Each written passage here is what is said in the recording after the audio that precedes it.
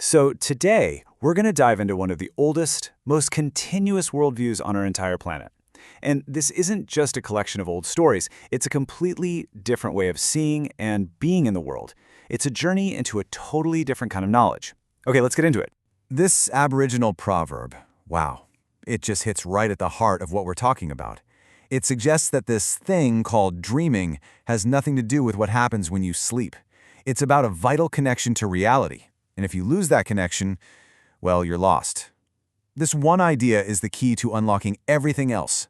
So, to really get our heads around this worldview, the source gives us this incredible metaphor. Think of all knowledge as a tree.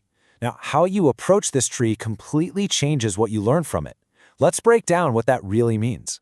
Okay, this is where it gets really fascinating. On one hand, you have the bark of the tree. This is called profane knowledge. It's everything in the external world. All the facts, the data, the events we gather with our five outer senses. It's the stuff you go out and get. But then you have the other side, the wood inside the tree. That's sacred knowledge. And that's not just information. It's real wisdom. It's something that speaks to our inner senses, coming from a place deep inside. I mean, think about it.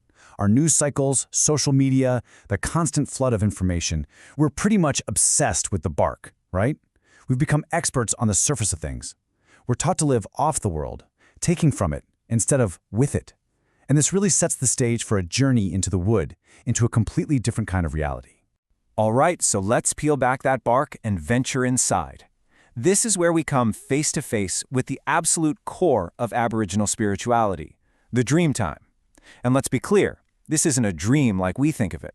It is a fundamental, all-encompassing reality. The Dreamtime is, well, it's where everything comes from.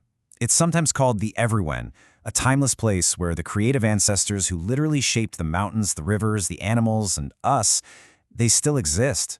Their power is still active. So the key here is that it's not just some old story about the past.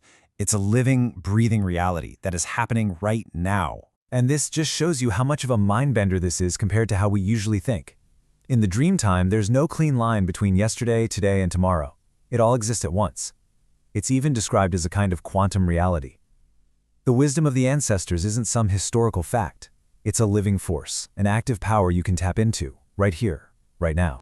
Okay, so if the Dreamtime is this profound inner reality, how in the world do you access it? Well, the key isn't to think harder or analyze more. Now, the path is through a practice of deep, quiet, contemplative listening, known as Dadiri. Just listen to how Aboriginal elder Miriam Rose Ungunmar Bauman describes it. It's not just hearing with your ears. It's about feeling this deep spring that's already inside you. And notice that it's a two-way street. We call on it, and it calls back to us. It's a relationship. So what is Dadiri, really?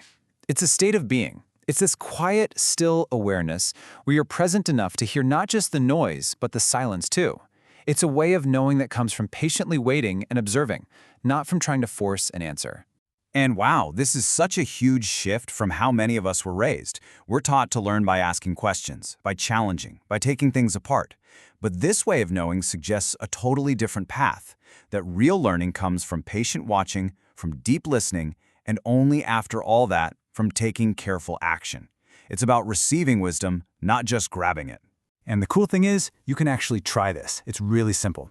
Just find a quiet spot, maybe outside somewhere, for just 5 minutes. The whole idea is to just sit and look and listen with no agenda. Maybe you focus on one little thing, a leaf, a sound, or maybe you just let something find you. The point isn't to accomplish anything. The point is to just be still, be silent, and listen. Now, this practice of deep listening, it isn't just a mindfulness exercise. It actually plugs into a much, much bigger idea. A worldview that sees the entire universe not as a machine full of dead matter, but as a single, living, conscious being. And that leads us to this massive question. Is the universe itself aware? I know, it might sound like something out of science fiction, but for Aboriginal culture, it's a fundamental truth. And it's an idea that, funny enough, modern physics is starting to bump up against too. You know, there's actually a modern philosophical term for this. It's called panpsychism. It's the theory that consciousness isn't something our brains just create out of nowhere. Instead, it's a basic building block of the universe itself. You can imagine it like a cosmic soup of awareness connecting absolutely everything, a rock, a river, you and me. And here's the kicker. You had Western philosophers kicking these ideas around in the 1920s, thinking they were really onto something. But for Aboriginal people, this wasn't some new theory to debate in a lecture hall. This was, and is, a lived reality they've understood for over 100,000 years. It's ancient, deep knowing. And this quote just says it all, doesn't it? It captures that feeling, that deep sense of being connected to everything. Not just other people and animals, but to the rocks, the wind, the earth itself. It's all part of one sacred, conscious family. So when you put these two worldviews side by side, the difference is just night and day. On one side, you have the perspective of being a protector of life, of living with the land as just one small part of a vast interconnected web. On the other, you have the mindset of being a consumer of life, living off the land, as if we're separate from it and sitting on top of it all, the king of the hill. So after all this cosmic, mind-expanding stuff, it all comes back home. It all circles back to one simple, but really challenging personal practice. I love this quote from the Dalai Lama, because it's basically the exact same wisdom as Daderi, right? True growth, true learning, it doesn't happen when we're broadcasting what we already think. It happens when we get quiet enough to actually hear something new. So here's the big takeaway. We're all walking around with more than just our 5 outer senses of sight, sound, and touch. We also have 5 internal senses. But for most of us, they've gone quiet, they've become dormant because we never use them. And they can only be woken up through silence, through awareness, and through that deep, patient listening. And that's really the thought I want to leave you with. We spend so much of our lives searching and striving, looking for answers, for wisdom, for meaning, as if it's something out there that we have to go find and capture. But what if that's all wrong? What if wisdom isn't something we find at all? What if it's already here, all around us and inside us, just waiting for us to finally get quiet enough to hear it?